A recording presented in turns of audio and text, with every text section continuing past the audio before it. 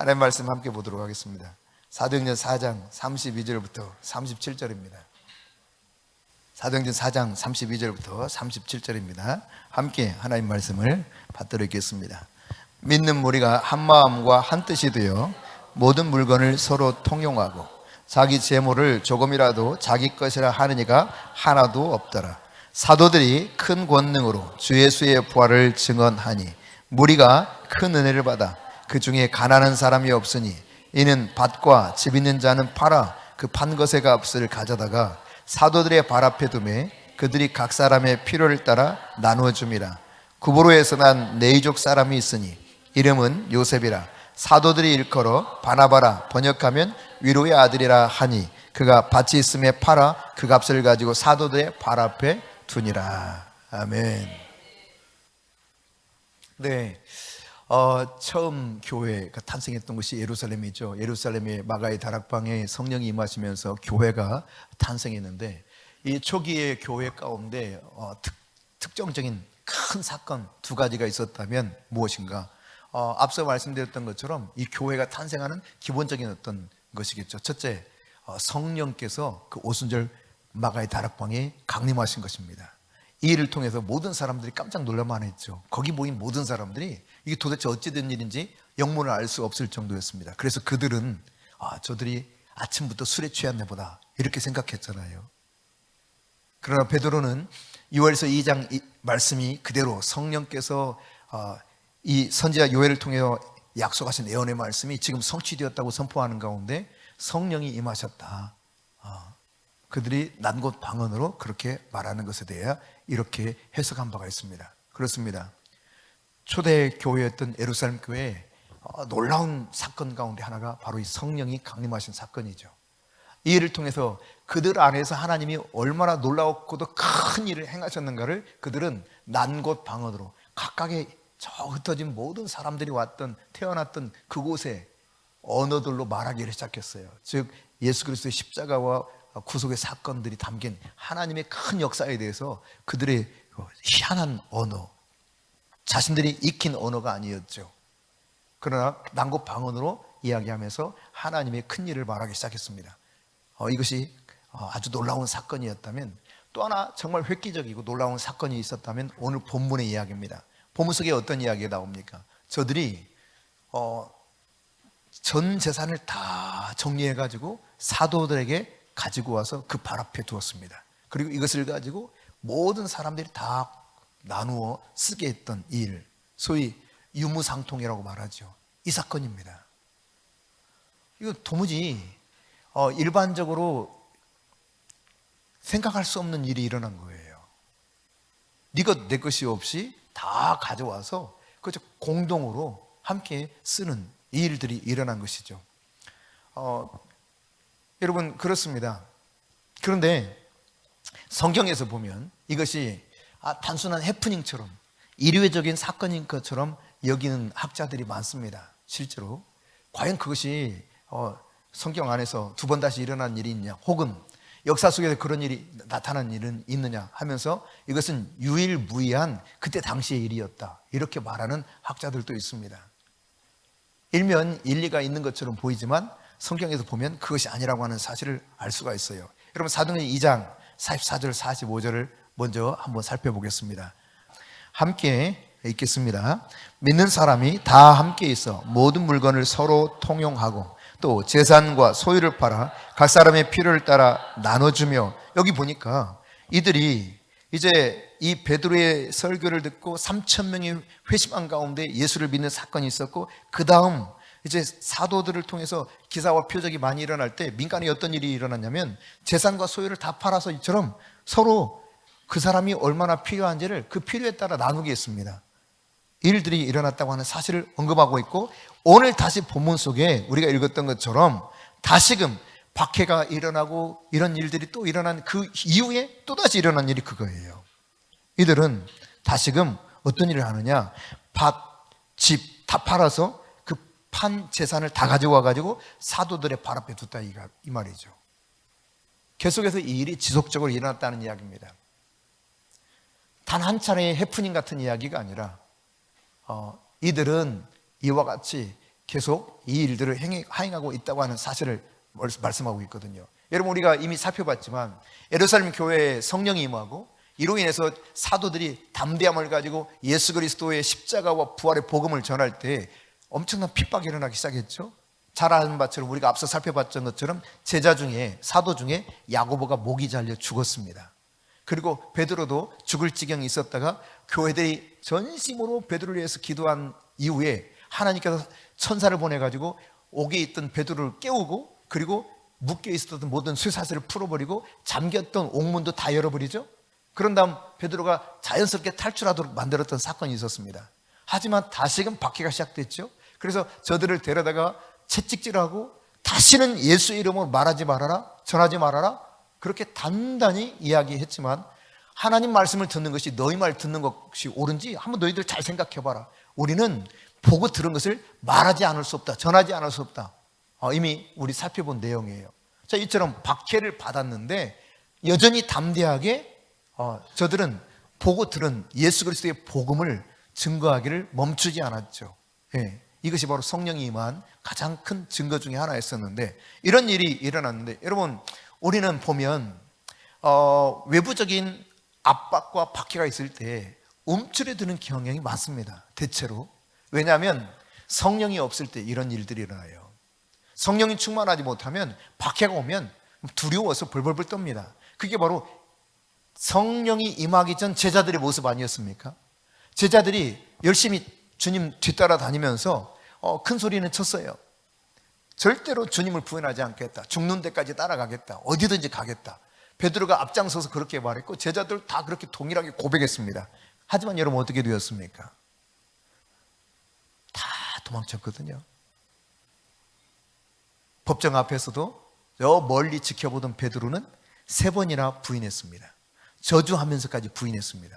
그러니까 내가 아무리 성격적으로 좀 용기 있는 것처럼 보여도 내 안에 성령이 충만하지 못하면 압박과 박해가 환란이 올 때 꼼짝없이 그냥 어느새 꺾여버려요. 이게 인간이에요. 이게 바로 이제 생기가 없는 인간이죠. 생기가 없는 인간. 이런 생기가 없는 인간을 향해서 성경은 살아있다라고 말하지 않아요. 코에 생기를 불어넣어 생명이 되었다. 리빙 소울이에요. 살아있는 혼이 됐다는 거예요. 그러니까 이 생기, 즉 성령이 없을 때, 루아흐, 하나님의 영이 충만하지 않을 때 에베소 2장 1절 이하에 말씀하고 있는 것처럼 죽었다고 말하고, 죽었다. 너희가 죽었었다. 멀쩡히 육체가 살아있는데 하나님은 영적인 관점에서 죽었다라고 말하고 있죠. 죽었던 너희를 살렸다고 표현하고 있어요. 예수 그리스도를 통해서. 그래서 예수 그리스도께서 약속한 성령을 보내주셨어요. 이 성령이 충만함 받았던 제자들은 이런 박해를 받을 때, 이 제자들과 함께 성령이 충만했던 초기의 예루살렘 교회는 박해를 받으면 받을수록 어떻게 되느냐? 아주 내부적으로 아주 단단해졌어요. 더 결속력이 강해졌습니다.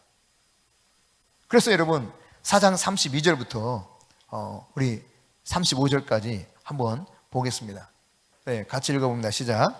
믿는 무리가 한 마음과 한 뜻이 되어 모든 물건을 서로 통용하고 자기 재물을 조금이라도 자기 것이라 하는 이가 하나도 없더라. 사도들이 큰 권능으로 주 예수의 부활을 증언하니 무리가 큰 은혜를 받아 그 중에 가난한 사람이 없으니 이는 밭과 집 있는 자는 팔아 그 판 것의 값을 가져다가 사도들의 발 앞에 두매 그들이 각 사람의 필요를 따라 나누어 줌이라.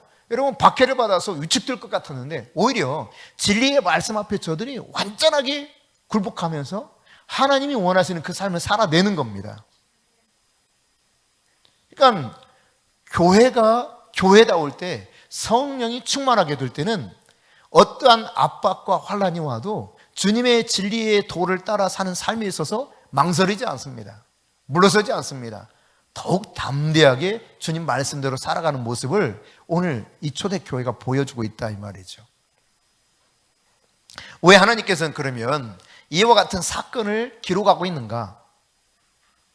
여러분, 성경의 이야기들이 그 실패에 관한 이야기든 혹은 이처럼 이 초대교회가 이와 같이 정말 진리에 입각해서 말씀대로 성령 따라 살던 모습을 보여주던 그 기록한 이유 중에 가장 두드러진 이유 중에 하나는 바로 나중에 예수를 믿는 사람들, 후대의 사람들에게 이 사실들, 사건의 의미를 깨닫고 동일하게 본을 받든지 혹은 본받지 말아야 될 부분들을 깨닫도록 본보기가 되도록 가르쳐주고 있는 것이죠. 그러니까 그 사건이 오늘의 사건이 되기 원하고 혹은 그 사건이 절대로 일어나거나 반복되지 않도록 하기 위해서 하나님은 이런 말씀들을 기록했고, 이 말씀들을 기록한 가운데 구약에서도 보면 절기를 쭉 이야기할 때 이것들을 기억하라 그랬죠. 기억하라, 기념하라 혹은 기억하라. 모일 때마다 너희들이 떡과 잔을 나누며 이것을 기념하라 그랬거든요. 이게 뭡니까?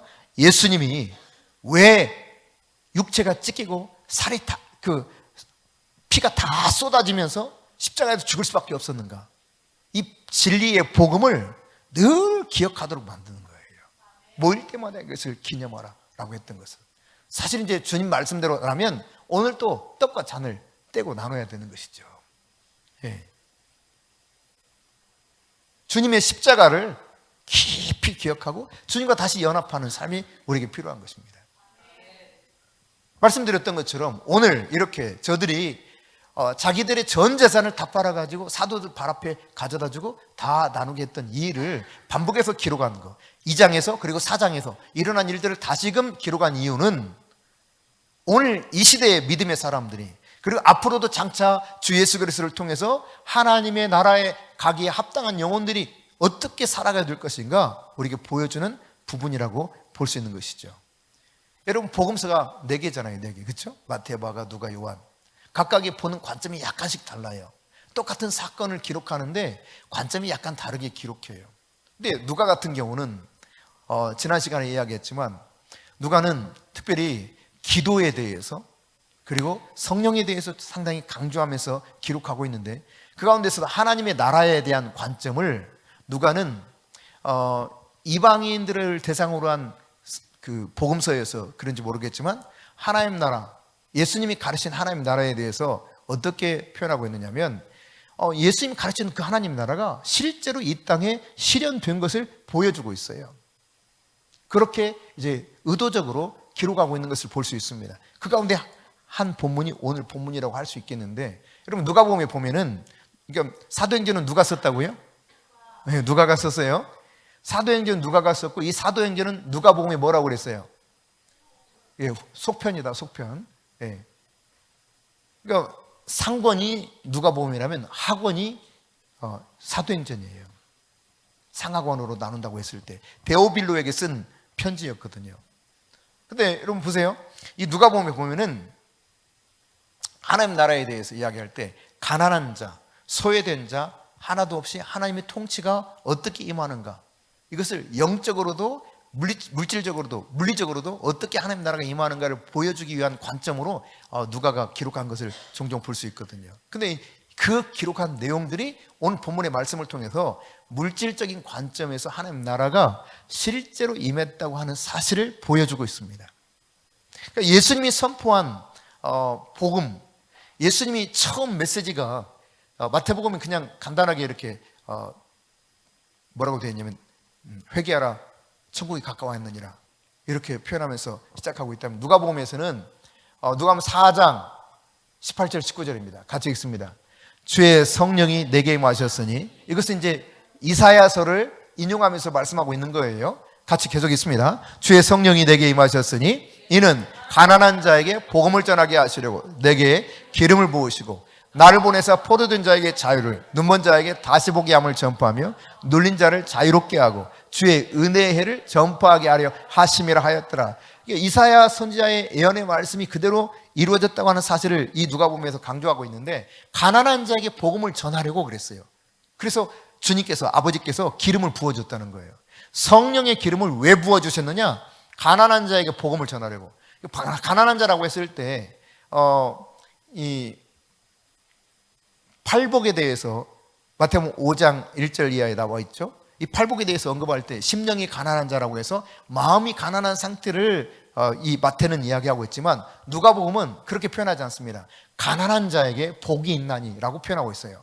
즉 물리적으로, 물질적인 빈곤의 상태, 이 빈곤의 상태가 어떤 정도냐면 푸토코스라고 하는 단어를 사용하는데, 너무 가난해서 하루하루 누군가에게 의지하지 않으면 살 수 없는 존재에게 쓰는 단어를 거기 쓰고 있어요. 절대적으로 의존할 수밖에 없는 사람, 그런 사람에게 복음을 전하기 위해서 주님이 기름을 부으셨다는 거예요. 주께서 내게 기름을 부으셨는데 가난한 자에게 복음을 전하려고 이 기름을 부어주셨다. 그래서 포로된 자를 자유케 하려고, 눈먼 자를 눈을 뜨게 하려고, 그리고 마지막에 뭐라고 그랬습니까? 은혜의 해를 선포하게 하려 함이라 라고 말씀하고 있는데, 그 은혜의 해라고 하는 것은 소위 희년입니다. 희년. 뭐라고요? 희년. 희년이라고 하는 것은 안식년이 1년, 2년, 3년, 4년, 5년, 6년, 7년째 되는 것이 안식년이거든요. 이 안식년에는 농사도 안 지었죠. 아무것도 하지 말라고 그랬어요. 안식년 전해에 2배의 소출을 거두게 하셔서 안식년에도 먹고 살게 할 테니까 안식년에 농사도 짓지 말아라 그랬는데 다 쉬어라 그랬거든요. 다 안식해라. 이게 하나님의 시스템 중에 하나인데, 사실 이 인간의 욕심은 이거를 살아내기가 너무너무 어렵죠. 네. 그런 다음에 이 안식년이 7번 돌아오고 49년이잖아요. 50년째 되는 때를 희년이라고 해요. 희년. 이 희년이 되면은 어떤 일을 하게 되느냐? 레위기 25장에 희년에 관한 이야기가 쭉 언급이 되어 있는데, 희년이 되면 가난해가지고 빚을 졌어. 그래서 집을 다 내주고 밭도 다 내주고 논밭을 다 내줬어. 부동산 다 내줘도 또 가난해가지고 이 아들도 종으로 팔렸어. 근데 희년이 딱 되잖아요. 그러면 다 자유야. 다시 집도 논도 밭도 돌려주고요. 그리고 이 종되었던 사람들도 자유가 돼. 이게 희년이에요. 희년. 그러니까 사실상 예수님이 속량의 은혜를 베푸신 이 십자가 사건은 희년의 이야기를 이루는 사건입니다. 그래서 희년의 관점에서 이것을 보면, 아, 진짜 희년, 은혜의 해라고 하는 게 이거구나 라고 하는 것을 깨닫게 하는 것이 구약에 이 나타나는 것을 이 구속 사건을 통해서 설명해 주고 있는 것이거든요. 그러니까 예수님께서는 은혜의 해를 선포하러 왔다. 즉 이와 같이 종되었던 자들을 해방시켜주고 빚진 모든 것을 다 탕감받고 돌려받게 하는, 돌려서 다시 자기가 소유할 수 있게 하는 이 은혜의 놀라운 복음을 선포하기 위해서 주님이 오셨다는 거예요. 여러분, 우리는 죄 때문에 죄의 짐을 지고 살다가 죄값을 감당하지 못해서 이것저것 다 빼앗겼어요. 사실은 저주를 받은 거죠. 그렇죠? 저주를 받아서 육신의 저주도 받기도 하고 물질의 저주도 받기도 하고 관계가 깨어져서 저주를 받기도 하고 온갖 저주를 다 받았어요. 다 묶였어. 그러다가 마침내 종국에는 어떻게 되느냐? 그 죄의 종으로 살다가 그나마 죽어버려. 이게 말하자면 우리의 옛 모습 속에 살아가는 물리적인 인간의 모습이죠. 근데 예수님께서 이 땅에 오신 이유는 은혜의 희년을 선포하기 위해서 오셨다는 이야기입니다. 모든 묶인 걸 다 자유케 하려고, 눈먼 자 눈을 뜨게 하고 포로된 자 자유케 하고 이 가난한 자를 완전하게 복음을 통해서 회복시키기 위한 하나님의 놀라운 역사 속에서 예비된 희년을 선포하기 오신 분이 바로 예수입니다 라고 하는 거예요. 이 관점에서 풀어내는 게 누가예요. 누가. 그러니까 아주 실질적인 면에서 이야기하고 있는 거죠. 단순히 심령의 상태만 회복되는 것이 아니라 실제로 우리의 육신적 삶에 있어서 모든 것이 회복되는 놀라운 은혜가 바로 이사야 선지자가 말씀하신 것처럼 그렇게 구체적으로 임할 것이라고 하는 것을 누가가 말했다면, 그 은혜의 즉 희년의 삶이 어떻게 성취되었는가 보여주는 단면적 사건 중에 하나가 오늘 본문의 이야기라 이 말입니다. 그건 토지가 많고 집이 많고 뭐 이런 사람들은 사실 남이 가난해가지고 어쩔 수 없이 이걸 다 이렇게 팔았던 것들이에요. 이 성경에서 보면 다 기업을 주었잖아요. 기업을. 모든 일에게 기업을 주었는데 빚을 져가지고 어쩔 수 없이 팔았어요. 먹고 살아야 되니까. 그러나 은혜의 해가 오면 이걸 다 풀어줬단 말이에요. 다. 예를 들어 여러분 48년째 빚을 다 져가지고 다 망했어. 싹 다 빼앗겼어. 있는 모든 동산 다 빼앗기고 자식들도 다 종으로 팔렸어. 그래가지고 50년이 됐을 때 어떻게 돼요? 바로 자유가 와버려요. 희년이 되면 무조건 풀리는 거예요. 예수님이 속량해 주시면 그동안 얼마만큼 묶여 있었든지 아무 상관없이 자유가 오는 것입니다. 놀라운 은혜가 임하는 거예요. 이 은혜를 선포하기 위해서 주님이 오신 겁니다. 근데 그 은혜를 통해서 이 희년의 감격적인 사건이 바로 오늘 본문을 통해서 이루어지는데, 사실 여러분, 내 것이 되었는데 이것을 그냥 강제로 너 내놔 해가지고 이거 다시 남에게 준다고 그러면 어떻겠어요? 이건 정말 무지무지 힘들 거예요. 우리 박 집사님 안 그럴까요? 예를 들어서 우리 박 집사님이 하나님의 은혜로 예를 들어 저기 부동산이 저 인천 그 가장 핵심적인 지금 송도, 청라, 그다음 또 어디가 비쌀까?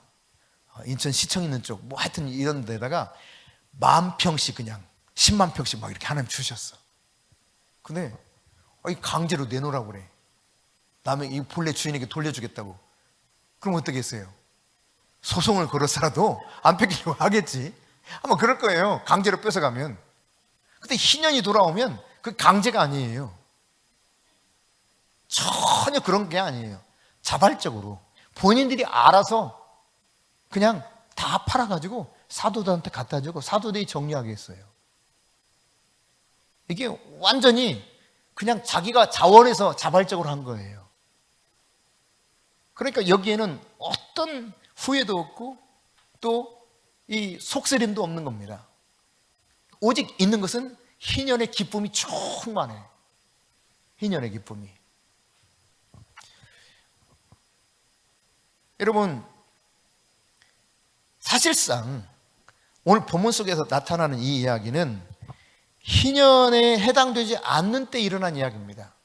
희년이 아님에도 불구하고 희년에 일어났던 일들이 지금 벌어지는 거예요. 왜? 성령이 그들을 가만히 두지 못하게 만들었어요. 가만히 있지 못하게 만들었어요. 성령께서 이 안에서 하나님이 무엇을 의도한가를 깨닫게 하시고 성령께서 이것을 도무지 내가 움켜쥐지 못하게 만들어서 자발적으로 기꺼이 내놓게 만들었다는 이야기예요. 많은 사람들이 소위 이제 은혜를 받았다 해가지고 과격한 헌신을 하게 될 때가 있거든요. 이컨대 여러분, 하나님의 사람 저자인 이영수 장로님 같은 경우가 하나님의 은혜를 받아서 하나님 그 감동을 주시니까 집을 다 팔아버렸잖아요. 쭈그라고 이래가지고 호주에서 얼마나 열심히 일했던지 이런 표현 하셨잖아요. 외식을 가더라도 맥도날드 하나 먹은 게 외식이었대. 그만큼 아끼고 살았다 이 말이죠. 그래가지고 겨우 이렇게 집을 좀 근사한 집을 하나 마련했는데 하나님이 갑자기 감동을 주셔가지고 야, 그 집 팔아서 주님께 바쳐라. 그렇게 된 거예요. 여러분 같으면 어떻게 했어? 내가 얼마나 고생해서 여러분 $500 가지고 와가지고 그냥 온갖 고생하면서 그냥 새벽부터 저녁 늦게까지 일해가지고 그거 벌어서 겨우 집 한 채 마련했는데 그걸 내놓으라고 하면 어떻게 했어요? 주은이 어떻게 했어? 부부가 열심히 일했어. 부부가 혼자만 일한 게 아니야. 정말 온갖 조롱도 받기도 하고 그냥 멸시도 받으면서 그래도 열심히 일해가지고 인정받으면서 뭔가 월급이 좀 많아지면서 아끼고 해가지고 그냥 외식 한번 하더라도 애들 데리고 겨우 맥도날드 하나 먹이고 우리 외식했다가 즐거워하고 감사하고 해가지고 모아뒀는데 주님이 이거 너 팔아서 주님께 바쳐라 그래. 강남에 한 50평 아파트를 그렇게 샀는데 미래의 신랑하고 열심히 일해가지고 그렇게 샀는데 주님께 바쳐라 그래. 그럼 어떡하겠어요?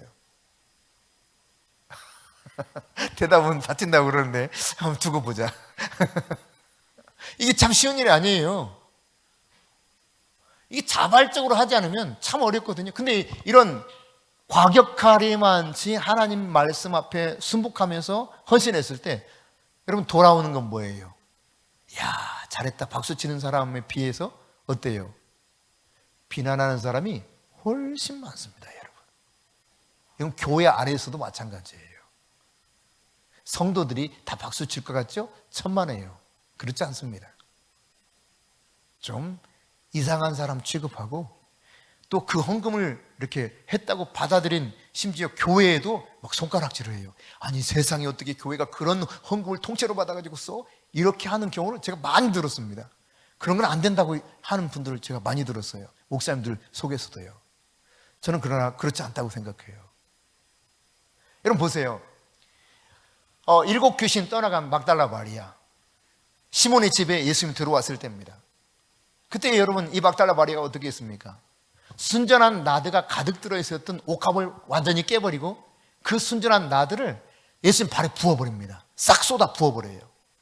그때 성경은 그렇게 말하고 있죠. 이 값이 300데나리온의 가치가 있었다. 그러니까 최소한 우리 돈으로 3천만 원 이상의 가치예요. 3천만 원을 말하면 땅에 쏟아 부어버린 거야. 대만아 어떻게 했어? 네가 그 현장에서 보고 있어. 너는 뭐라고 말하고 싶어요? 미쳤네. 맞아요. 그렇게 이야기한 거예요. 가룟 유다도 똑같이 그랬어요. 세상에 저 여자 미쳤구나. 아니 옛날 미쳐가지고 귀신 들리더니 이제 새롭게 미쳤네. 이렇게 생각하는 거예요. 예수님 통해서 귀신이 떠나가고 온전해졌는데 이제 다시 미친 것으로 생각하는 거예요. 아니 그걸 팔아가지고 가난한 자들이 주면 얼마나 많은 사람이 혜택을 입는데 저걸 다 쏟아 부어? 이렇게 했을 때 다른 제자들도 동일하게 비난했다고 그랬거든요. 성경에 보니까. 이게 여러분 일반적인 정서입니다. 교회 안에서도요. 근데 예수님 뭐라고 그랬어요? 이 여인이 행한 일을 복음이 전해진 모든 곳마다 다 알려지게 하겠다는 거예요. 이게 예수님의 평가예요.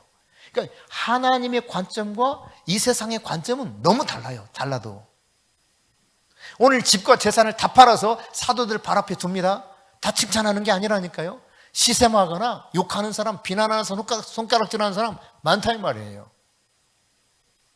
뭐 여기 성경에 나와 있지는 않지만 틀림없이 그런 사람이 있어요. 이제 여기 이제 또 한 부류의 사람이 나오는 걸 사실 볼 수 있거든요.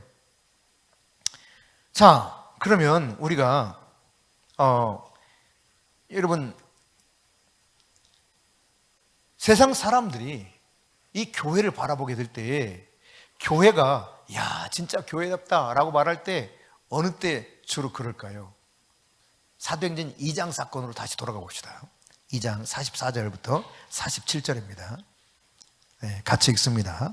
믿는 사람이 다 함께 있어 모든 물건을 서로 통용하고 또 재산과 소유를 팔아 각 사람의 필요를 따라 나눠주며 날마다 마음을 같이하여 성전에 모이기를 힘쓰고 집에서 떡을 떼며 기쁨과 순전한 마음으로 음식을 먹고 하나님을 찬미하며 또 온 백성에게 칭송을 받으니. 그러니까 예수를 믿지 않는 사람들에게도 저들이 칭송을 받았는데 어느 때 그랬는가? 물건을 서로 통용하면서 재산과 소유를 다 팔아서 각 사람의 필요에 따라서 기꺼이 나눠주는 이 모습. 단순히 그냥 말씀 듣고 기도하는 것으로 사람들이 칭찬하지 않아요. 야, 진짜 믿음이 있구나 이렇게 말하지 않는다는 이야기입니다. 무엇을 보고 사람들은 그것을 평가하는가? 실제적 삶으로 무언가 드러날 때 와, 저들은 진짜 다르다 이렇게 말하는 겁니다. 이게 성경에서 말하는 것이고 실제 이 세상 속에서도 마찬가지입니다. 그러니까 세상이 기독교에 대해서 마음의 문을 닫아버리는 이유 중에 하나는 그냥 나 복 받았어 이것만 끝이야. 이것만 끝. 나 하나님 믿어서 복 받았어. 그래서 어떻게 했는데? 여기에 대해서 묻거든요, 사람들은. 그러니까 만일에 여러분 우리가 주님의 말씀의 기준에 의해서 우리의 삶에서 뭔가 변화가 일어나지 않으면 그래서 어쩌다는 거야? 이렇게 되묻게 되어 있어요.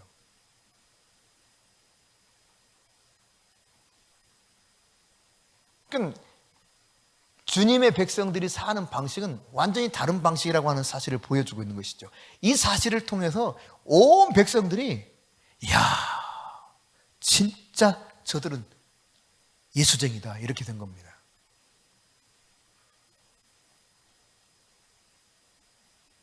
여러분 오늘 이 시대에도 마찬가지라고 하는 사실을 깨달아야 합니다. 우리에게 영적인 은혜도 있어야 됩니다. 하나님의 놀라운 그 임재 안에 충만함이 있어야 됩니다. 하지만 여러분 동일하게 무엇이 오늘 성경에서 우리에게 계속 보여주고 있느냐? 삶을 나누고 물질을 완전히 나누는 이 공동체가 이루어졌을 때 세상이 감탄해요. 감탄해요. 칭송해요. 하나님을 칭송해요. 그러나 다시 말씀드리면 이것이 너 예수 믿었으니까 이렇게 해야 돼 해가지고 강제로 빼앗아간 게 아니란 말이에요. 저들이 성령에 충만해서 주님의 진리의 말씀을 깨닫고 나니까 어떻게 살아야 될 것인가 성령에 따라서 살기 시작하는 거예요. 자발적으로. 이 삶이 되었을 때 이어서 이런 일들이 계속 나타나고 있다는 이야기죠. 여러분, 오늘 이제 읽었던 본문으로 돌아가면 사도들의 발 앞에 사람들이 와가지고 자기 재산 다 놓죠. 그리고 각 사람 필요에 따라 나눠줍니다. 그 다음 어떤 것을 소개하고 있냐면 이제 구브로의 레위족 누구 이야기를 하고 있습니까? 바나바라고 하는 사람을 언급하고 있어요. 그 중에 이 사람이 특별히 모범적인 사람이었던 거예요. 바나바에 대해서 언급을 하고 바나바가 어떻게 했는가를 칭송하죠. 근데 이 이후에 나타난 사건이 이게 강제로 한 것이 아니라 자발적으로 한 것이라고 하는 것을 반증해 두는 것이에요. 자, 5장 1절 이하에 보면은 바로 그 사실들을 우리가 알 수 있습니다. 5장 1절부터 11절인데 이 사건을 이해하기 위해서 한번 같이 읽어보겠습니다. 아나니아라 하는 사람이 그의 아내 삽비라와 더불어 소유를 팔아 그 값에서 얼마를 감춤해 그 아내도 알더라. 얼마만 가져다가 사도들의 발 앞에 두니 베드로가 이르되 아나니아야 어찌하여 사탄이 내 마음에 가득하여 내가 성령을 속이고 땅값 얼마를 감추었느냐. 땅이 그대로 있을 때에는 내 땅이 아니며 판 후에도 내 마음대로 할 수가 없더냐. 어찌하여 이 일을 내 마음에 두었느냐. 사람에게 거짓말하는 것이 아니요 하나님께로다. 아나니아가 이 말을 듣고 엎드러져 혼이 떠나니 이 일을 듣는 사람이 다 크게 두려워하더라. 젊은 사람들이 일어나 시신을 싸서 메고 나가 장사하니라. 3시간쯤 지나 그의 아내가 그 일어난 일을 알지 못하고 들어오니 베드로가 이르되 그 땅 판값이 이것뿐이냐?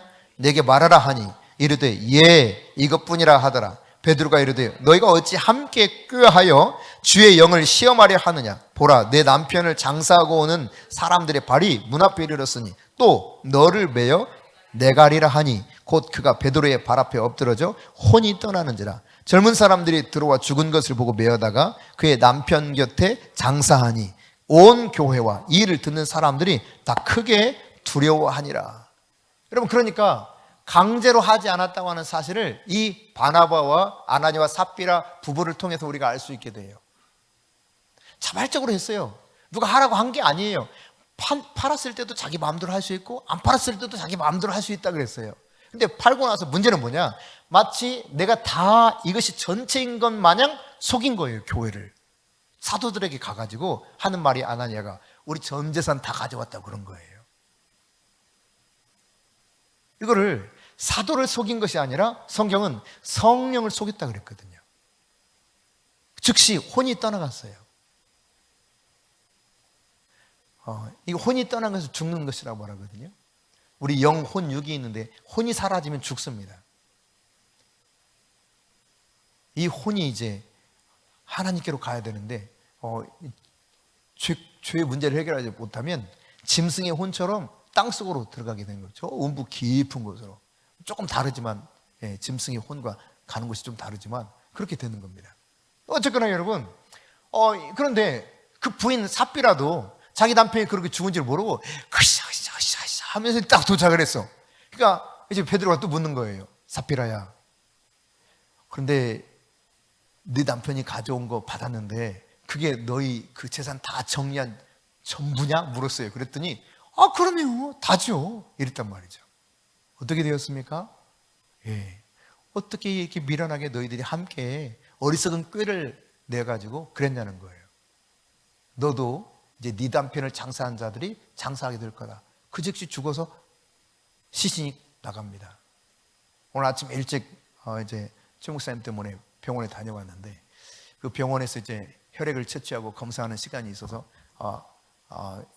7시 이제 피를 뽑고 이제 뭡니까? 시간이 좀 이제 기다리는 시간이 있어서 아침 식사를 김밥집 가가지고 아침 식사를 하러 가는데 그 응급실 쪽에서 이렇게 이 밀것 미는 거 이거 뭐라고 그럽니까? 휠체어 말고 이렇게 그 있잖아요. 이렇게 들것 이렇게 밀어서 이렇게 하는 거 환자들 이렇게 실어 나르기도 하고 거기에 약간 누런 비닐로 쫙 싸가지고 묶은 그 하나가 이렇게 차에 옮겨서 싣고 있더라고요. 시신인 거예요, 시신. 여러분, 우리는 다 어느 순간 그렇게 그냥 아무런 저항도 할 수 없는 그 상태가 오는 날이 옵니다. 우리 혼이 떠나는 날이 오는 거예요.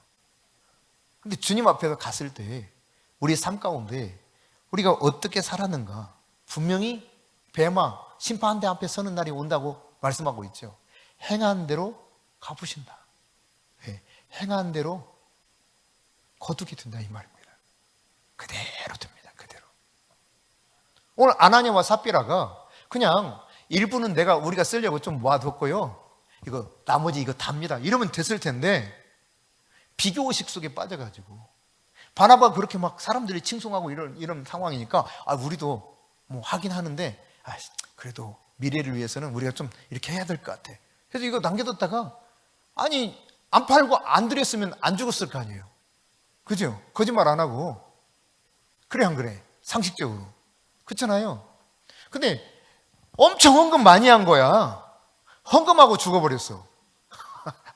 안 했으면 안 죽었을 텐데. 헌금을 실컷 본인이 알아서 했어요. 알아서 했는데 죽었단 말이에요. 그러니까 이 말은 강제적으로 한 것이 아니라 자발적으로 했다고 하는 것을 대조하면서 보여주고 있는 겁니다. 여러분, 그러면 이 아나니아와 삽비라 부부와는 달리 오늘 이 앞서 표현하고 있는 오늘 본문 속에서 등장하는 구브로에서 태어난 레이족이었던 요셉이라고도 하고 바나바라도 일컬어지는 이 사람은 어떻다는 것입니까? 그냥 하나님의 성령에 완전히 감동이 되어서 기꺼이 자기 자신이 가지고 있던 모든 소유한 것을 다 팔아서 내놨다는 겁니다. 여러분, 그러면 도대체 어떻게 이런 삶을 살 수 있을까? 소위 유무상통, 내 것은 아무것도 없다 이 말이에요. 소유할 때 유자예요, 없을 무자. 서로 상자, 같이 통상적으로 쓰는 걸 말하는 거예요. 유무상통. 어떻게 하면 이런 유무상통의 삶을 살 수 있을까? 도대체 이게 진짜 가능한가? 라고 했을 때 우리는 다 퀘스천 마크야. 그거 안 될 것 같은데. 될 것 같아요? 쉽지 않게. 어떻게 될 것 같아요? 잘 모르겠어요. 고개를 흔들기도 하고. 참, 우리가요, 진짜 하나님 말씀대로 정말 살고자 하는 마음이 없이는, 다시 말해 성령에 완전히 사로잡지 않고는 이 삶이 이루어질 수가 없습니다. 이게 가능했던 것은 성령이 충만했기 때문에 가능한 거예요. 외부에서 핍박하고 박해했잖아요. 그들이 정말 전심으로 함께 모여서 기도하지 않습니까? 그러자 감옥에 갇혀있던 사도 베드로가 풀려났습니다.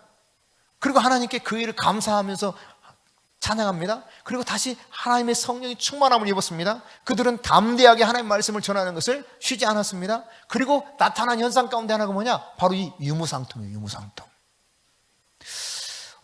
아까 말씀드렸던 것처럼 신학자들 가운데 그리고 대부분의 사람들이 이것은 불가능하다라고 이야기합니다. 그럴 것처럼 느껴지기도 하는 것이 우리의 이 마음의 감정이기도 해요, 실상.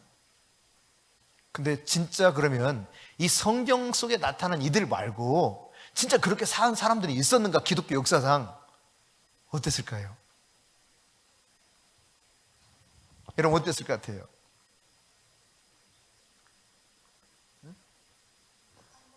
한 번쯤 있었을 것 같아요? 잘은 모르지만 그래도 한 번쯤 있었을 것 같아. 또 대원아, 어땠을 것 같아? 응? 모르겠어요. 하원아, 어땠을 것 같아? 예? 한 번쯤 있었을 것 같아. 찍는 거지. 몰라요. 잘 모르는데 제가 아는 것은 중국의 이 공동체에서 이런 일이 실제로 있었습니다. 중국의 가정교회에서요. 실제로. 온갖 핍박 속에서도 중국의 가정교회에서 실제로 자기 재산을 다 정리해서 그냥 같이 산 거예요. 공동체로. 몇천 명이 이렇게 살기도 하고요. 대단한 거예요, 이게. 여러분, 중국의 기독교의 파워가 엄청날 겁니다. 훗날 보면. 물론 지금 현재의 공동체는 잘 몰라요, 저는. 옛날에 그러니까 50년대인가? 정확히 제가 기억을 못 하겠는데 조금 오래된 이야기입니다. 그때 중국의 대천의 신부의 할아버지가 선교사로 있을 때, 그때 당시에 나온 책에 보면은 실제로 중국의 기독교인들이 가정교회를 이루면서 그냥 한 마을 전체가 그냥 다 성도들이 모여 사는 거예요. 유무상통. 태국에 가니까 라후족인가 까렌족인가 기억이 잘 안 나는데 그 산골 마을에 쭉 들어가 가지고 우리 예배 참석한 적 있잖아요. 근데 거기 마을 전체 사람들이 어떻게 모여서 서로 함께 살게 됐는가? 예수를 믿는 사람들이 다 모여가지고 거기 집 짓고 살기 시작한 거예요. 100% 다 예수를 믿어요. 근데 거기에 그 산골에요. 대학생들이 그렇게 많아. 젊은이들이 그렇게 많아. 제가 그랬어요. 인사말 하라고 그러길래. 이야, 여기 와서 목회하고 싶다. 우와, 얼마나 찬양도 뜨겁게 하는지 깜짝 놀랐어요, 진짜. 우리 교회보다 훨씬 낫다. 이 산골에 얼마나 굽이굽이 들어가는지 몰라. 그 산골에 말이죠. 이 깡촌이야, 깡촌. 근데 거기에 난 할아버지 할머니만 살면 그건 좀 이해가 돼. 우리 농촌 생각하면. 근데 웬걸요? 젊은이들이 그냥 우글우글해. 방학 때 다 온다는 거예요, 방학 때. 또 공부할 때는 도이지 나가서 공부하지만 다 들어가지고 방학 때 함께 막 공동체를 만들어 가는데 거기 아주 태국의 유명한 지도자들도, 기독교 지도자들도 나오고 참 대단하다. 야, 이런 공동체가 있구나.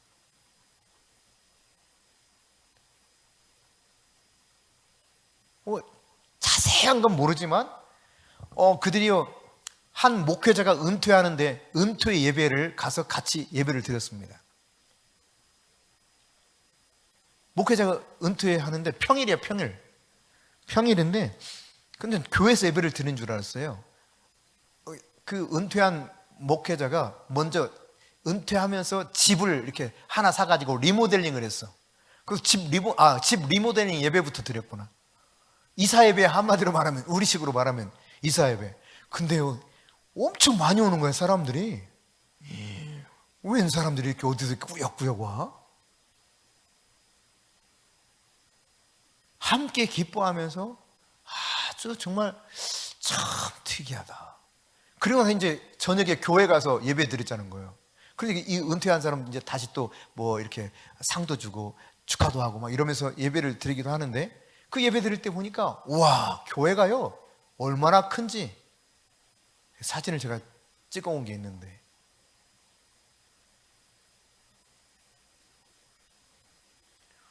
밖에도 교회가 있고, 그러니까 비가 오거나 이러지 않는 한 밖에서 예배 드릴 수 있도록 뭐라고 할까, 이렇게 지붕만 이렇게 크게 해가지고 거기 앉아서 예배 드릴 수 있도록 만들어 놓기도 하고, 또 건물도 이 교회에 한 4배, 5배? 최소한 그 정도 되는 건물을 또 가지고 지어서 예배를 드리고, 그 산골에 가난한 사람들 같은데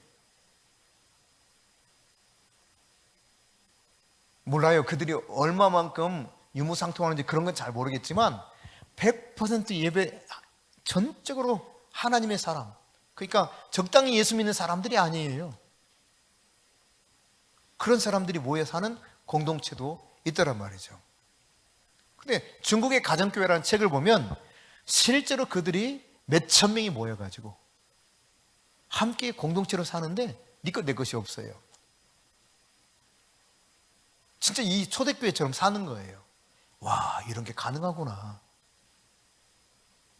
제가 한때 공동체 이런 교회에 쑥 빠져가지고 신학교 들어가기 전에, 그리고 신대원 들어가가지고 공동체 교회를 열심히 이렇게 공부도 했어요. 야, 이런 공동체. 그래서 그런 완전한 공동체가 있는가 하면 일시적으로 공동체 생활을 하는 이런 공동체는 우리나라에도 몇 군데 있습니다. 예컨대 뭐 예수원이라 할지 저 동광원이라고, 여수에 가면 동광원이랄지 뭐 숫자는 그렇게 많지는 않지만 그러나 공동체 생활을 해요. 완전히 공동체로. 그래서 누가 아프다, 누가 대학을 가야 된다 그러면 다 그 사람 필요한 것을 다 똑같이 전심으로 그냥 이렇게 지원해줘. 있는 거 다 내놔가지고. 그런 공동체. 네 거 내 것이 없어요 그냥. 예. 우리나라에도 소수지만 그렇게 사는 사람들이 있습니다. 세계적으로는 좀 더 있습니다. 예. 떼제 공동체랄지, 미국의 베다니 공동체랄지, 도시형 공동체가 있거든요. 라브리랄지, 스위스에. 어쨌거나 여러분, 오늘 여기 보니까 이들이 성령 충만한 가운데 자발적으로 하나님 앞에 기꺼이 갔다가 바치면서 함께 전적으로 다 나누고 살았다는 이야기입니다. 그럼 진짜 성령이 충만해서 그렇게 되는가? 그렇습니다. 31절을 보면 알 수 있습니다. 32절 이하가 오늘 본 내용인데 31절 같이 읽습니다. 빌기를 다음에 모인 곳이 진동하더니 무리가 다 성령이 충만하여 담대히 하나님 말씀을 전하니라. 성령 충만한 그 이후의 삶을 지금 기록하고 있는 거예요. 성령이 충만한 삶의 결과 중에 하나가 이런 유무상통의 삶이 있더라. 근데 우리가 성령이 충만하지 못하니까 사실 내 것이 아무것도 없다고 말로는 인정해 못해. 인정하잖아요. 내 거 아무것도 없다고 인정해야 안 해. 예수님이 다 주인이라고 인정하죠. 시간도 그분의 것, 물질도 그분의 것, 심지어 내 육체도 그분의 것, 여기까지 다 인정을 해. 말로는. 근데 어때요? 진짜 로드십, 이 주인됨을 인정 못 한다니까요. 내가 주인으로 살아간다니까요. 이게 왜 그래요? 내가 진짜 성령이 충만하지 못하기 때문에 그런 거예요. 부분적으로만 인정하고 싶어. 여기까지는 그래 오케이야. 근데 이 선을 넘으면 나는 그거 안 될 것 같아. 공동체로 살 수만 있다면 공동체로 살아야 정상적입니다. 사실 공동체로 살면서, 실제로 같이 살면서, 공동체로 살면서 막 이렇게 깨져야 돼요. 막 처음에는 무척 힘들겠죠. 막 아이고, 이 인간 왜 이러나, 진짜 속 뒤집어진다 막 하면서요. 그러다가 서로가 부대끼면서 이게 하나님이 원하시는 모습으로 빚어지기 시작하죠. 근데 따로 사는 건 사실 그런 체한 만큼 할 수 있어요. 공동체성이 회복되면 회복될수록 내 안에 하나님의 영이 충만해질 수 있습니다. 근데 이 공동체성이 회복이 안 되면 안 될수록 나를 중심으로 살아가요. 나를 중심으로. 일단 이게 우선이 되는 거예요. 그러니까 성경에서는 어떤 삶을 말하냐면 첫째가 누구? Jesus, 예수 그리스도. 둘째가 누구? Others, 다른 사람. 셋째가 누구? You, 당신. 그래서 여러분 조이 성교회가 그 조이라는 단어가 여기서 나온 거예요. Jesus, Others, You. 이렇게 우선순위를 가지고 살아가는 선교적 공동체, 그게 조이예요. 조이. 여기 조이 출신 몇 명 있죠? 근데 그렇게 진짜 사냐 이 말이죠. 이게 그렇게 살아야 되는데 우리 삶이 그렇단 말이죠. 실제로는 예수님 그랬잖아요. 마음을 다하고 성품을 다하고 힘을 다하여 주 너의 하나님을 사랑하라. 이게 첫째다. 이게 첫째. 둘째도 이와 같으니. 그 다음 뭐라고 그랬어요? 너희 자신을 사랑하지 서로 사랑해라. 그러니까 전적으로 그 사랑의 공동체가 돼야 정상적인 삶이라는 것입니다. 근데 이게 성령 충만하지 않으면 절대로 안 된다니까. 그러니까 여러분 보세요. 내가 성령 충만하지 않으면 내가 한 사람에게 시간을 내주는 것도 너무너무 아까워. 너무 아까워요. 내가 배운 걸 가르쳐 주는 것도 너무 싫어. 내가 얼마나 이렇게 노력해가지고 이걸 배웠는데. 그러니까 제가요, 고등학교 때, 고3 때 정신이 좀 들었어요. 그때서야 이제 공부를 하니 이게 그냥 어렵더라고. 그래서 특히 수학. 내가 고1 때까지는 수학을 그냥 재밌게 했는데 고2 참 어리석었죠. 그냥 머리로 따라간다고 생각하고 이과를 선택해가지고 했는데 이거 웬걸 한 달 지나니까 그 수학 2를 가는데 한 달까지는 그래도 좀 알아듣겠더라고. 한 달 이후부터는 도무지 무슨 소리인지 알아들을 수가 없어. 왜냐면 이 공부를 안 하면, 외우지 안 하면, 그 다음 공식을 모르면 아예 풀 수가 없어요, 이게. 그러니까 수학이 외우는 게 아닌 줄 알았는데 다 외우는 거야. 속았지. 완전히 속은 거예요. 이과 선택에 내가 진짜 쓴맛을 단단히 본 거죠. 물리도 외워야 돼, 화학도 외워야 돼, 생물도 외워야 돼, 다 외워야 돼. 아이고, 차라리 문과를 해가지고 하는 게 훨씬 나았는데. 근데 어쨌든 여러분, 이제 정신이 좀 들어가지고 고3 때 공부를 하려고 이제 모르니까 막 물어보는 거예요. 이제 발등에 불이 떨어졌잖아요. 그래서 가가지고 이거 어떻게 풀어야 돼? 물어보면 지금 두 아이가 딱 생각나는데 하나는 진짜 갈 때마다 한 번도 거절 안 하고 가르쳐준 친구가 있었어요. 근데 그 친구는 이름이 기억이 안 나네. 그 친구한테 진짜 꼭 한번 보고 싶은데 단 한 번도 거절을 안 했어요. 갈 때마다 아주 친절하게 자기가 아는 범위 내에서 다 설명해 줬습니다. 아, 그래, 고마워. 이렇게. 근데 이제 이 친구한테만 계속 물어보면 너무 미안하잖아. 이 친구 시간을 계속 뺏으니까. 그래서 이제 고 땡땡. 이 친구는 현재 의사입니다. 의사. 이 친구한테 이제 또 물었어요. 이 친구는 한 번 정도는 가르쳐 줘. 2번 가면 짜증을 내기 시작해요. 그리고 아예 그냥 딱 두드러서요. 이 친구 이름 내가 기억해요. 이 친구는 기억이 안 나는데.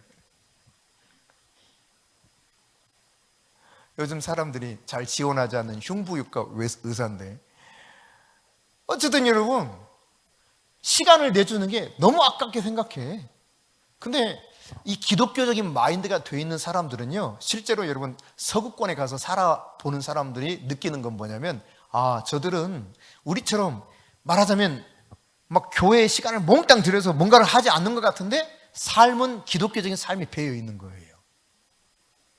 유학생들이 특히 이제 초창기 유학생들, 우리나라 초창기 유학생들이 많이 도움을 입었던 사람들이 누구냐? 바로 기독교인들 가정에서 엄청 도움을 입었거든요. 그냥 조건 없이 도와주고 조건 없이 심지어 이 학비도 대주고 이런 일들이 많았어요.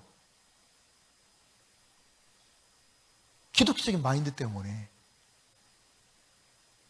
여러분, 유대인들이 지금 하나님 말씀대로 그들이 그냥 주는 삶에 기꺼이 참여하지 않습니까? 예. 그래서 다시 돌려달라고도 하지 않습니다. 제가 미국의 한 교회에 관한 책을 읽었었는데, 진짜 우리 교회에서 그게 가능할까? 저는 지금 못하고 있는데, 진짜 대단하다.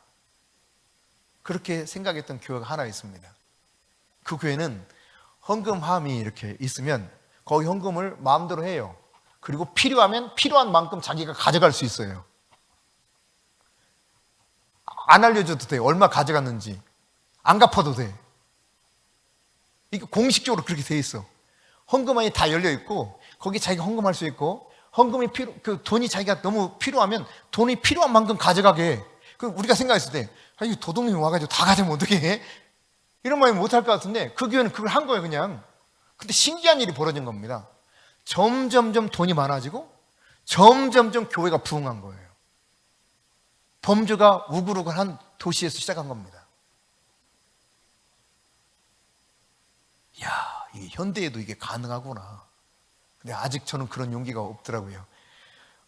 진짜 이게 가능할까? 제대로 돌아갈 수 있을까? 진짜 사람들이 그런 욕심을 안 부리고 진짜 꼭 필요한 걸 가져가고 하나님의 감동이 있어서 다시 그렇게 할 수 있을까? 실제로 그런 교회가 있다니까요.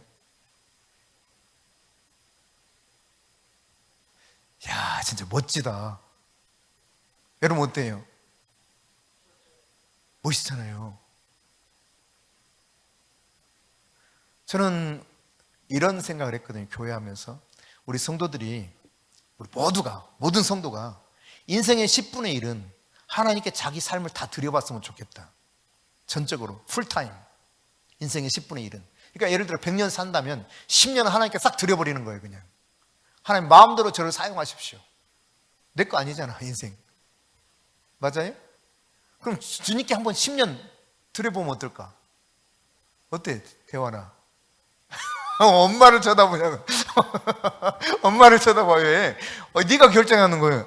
지금 대답 안 해도 돼. 그냥 목사님 그냥 질문한 거예요. 질문을 던져본 거예요. 한번 고민해보라고. 저는 그런 생각을 했어요. 인생의 10분의 1은 적어도 하나님께 드려보는 인생을 살면 얼마나 멋질까? 나는 전 교인이 그렇게 살았으면 좋겠다. 누구라도 인생의 10분의 1은 내가 기껏 해봤자 10분, 11조 한다고 아니 그냥 그 돈 일부 하는 거 그거 말고 내 인생 전체를 주님 앞에 10분의 1을 드리는 삶 얼마나 멋있어요. 예? 저는 그렇게 살았으면 좋겠어요. 진짜 전적으로 10분의 1을 자기 삶 드리는 거예요. 그래봤자 뭐 내 인생이 한 번밖에 없고 그리고 주님 앞에 가서 너 뭐 하다 왔나 했을 때 주님이 감동 주셔서 제가 주님 뜻대로 이렇게 살아봤어요. 그래 잘했다. 이런 말 한번 들으면 최고 아니겠어요? 예? 네 욕심만 부리다 왔구나. 아이고 내가 너를 세상에 보낸 목적이 이거였는데 그럼 어떡하니? 예? 이러면 전 재산을 내놨다고 하는 것은 이런 것과 같은 거예요. 그러니까 나 자신을 다 드린 겁니다. 나를 드린 거예요. 나를 다 내려놓은 거예요. 이게 될 때 진짜 주님이 원하시는 삶을 멋지게 살아갈 수 있을 것 같아요. 저는 그런 사람들이 많이 나왔으면 좋겠습니다. 연세 드신 분들은 이것을 위해서 막 기도해 주세요. 우리 성도들이 막 10분의 1 인생을 드리는 사람들이 막 나오도록. 할렐루야. 우리 아멘이 잘 안 나오려고 하는 분도 계시다. 할렐루야. 뭐 이렇게 하나님께 드리는 인생이 되면 얼마나 값진 인생 되겠어요. 예? 그냥 내 인생 그냥 움켜쥐려고 하면 이게 얼마나 안타깝고 정말 불쌍한지 헬 조선 사는 백성이 되는 거예요. 애들이 왜 여러분 결혼 안 하려고 그래요? 아니 애들 못 기르겠다 이거 나가지고 나 혼자 먹고 살기도 힘들다. 아니 그러면 예수님 말씀은 뭐예요? 겨울에 먹이가 없어. 그런데도 참새가 굶어 죽은 거 못 봤어요? 참새는 눈 속에서도 뭘 먹고 있어. 추운 겨울에도 먹을 거 찾아서요. 왜 하나님 거기 먹을 거 줬어요? 잘 보세요 여러분. 눈 위에서도 참새는 막 짹짹짹짹짹 하면서 좋아가지고 거기서 먹을 거 찾아서 먹고 있습니다. 주님 그랬잖아요. 하늘에 날아다니는 저 참새들을 봐라. 참새보다 너희가 귀하지 아니하냐? 아니 혹시 여러분 참새보다 내 인생이 참 너무너무 하찮다 이렇게 생각하는 사람이 있어요? 한 명도 없잖아요. 내가 그것들도 먹이거든. 하물며 너일까 보냐. 전정 근거하는 게 뭐냐면 뭘 먹을까? 뭘 입을까? 뭘 마실까? 다 이 문제예요. 이런 거 구하지 말고 먼저 그 나라와 그 의를 구해봐. 이게 주님 말씀 아닙니까? 그러니까 전적으로 주님께 자기 자신을 다 드렸다는 이야기입니다. 그러니까 예루살렘 초대교회처럼 성령 충만하지 않으면 이런 유무상통의 역사, 내 인생을 드리는 일은 절대로 일어날 수가 없어요. 그냥 나는 그렇게 부름 안 받았어. 아니요, 다 부름 받았어요. 모든 사람은 사역자로 부름 받았습니다. 여러분 인생 가운데 그러니까 제가 말씀드리는 것 중 하나는 오해하지 마세요. 여러분이 다 때려치우고 모두 다 선교사, 모두 다 목회자 되라는 이야기가 아닙니다. 진짜 하나님이 원하시는 삶을 살아보는 거예요. 전적으로 나의 삶의 자리에서 전적으로 내 인생을 드리면서 사실 이 인생의 10분의 1을 물론 아까 말씀드렸던 것처럼 그냥 나 자신이 하나님이 기꺼이 너는 이 사도적 삶을 살면서 목회적 삶을 살면서 선교적 삶을 살면서 네 인생의 10분의 1 드리라 그러면 기꺼이 드리는 거죠. 예? 또 너는 유무상통의 삶을 살아 기꺼이 드리는 거죠. 어떤 삶의 자리로 나를 부르든지 내가 기꺼이 드릴 수 있는 삶이 되려면 뭐가 돼야 된다? 성령 충만해야 돼. 성령 충만. 성령 충만 받지 않고는 절대로 내 안에서 하나님이 마음껏 일하실 수 없다. 늘 제한받을 수밖에 없다는 사실이에요. 왜냐하면 늘 나를 먼저 생각하거든요. 나를. 사실 인간은 나를 먼저 생각해요. 자식을 먼저 생각한다고 하지만 많은 부모들이 자기를 먼저 생각합니다. 내가 그냥 한을 풀어보려고 자식을 통해서 내가 자식을 통해서 한을 풀어보려고 해요. 아닙니다, 여러분. 하나님이 부르신 목적대로 살 수 있도록 만들어줘야 되는 거예요. 그게 궁극적으로 잘했다. 내가 너에게 나의 자녀를 너에게 일시적으로 맡겼는데 참 잘했다. 주님 뜻대로 살기로 결단하고 성령 충만함 받아서 이 일들을 우리가 모두 살아낼 수 있기를 축복합니다.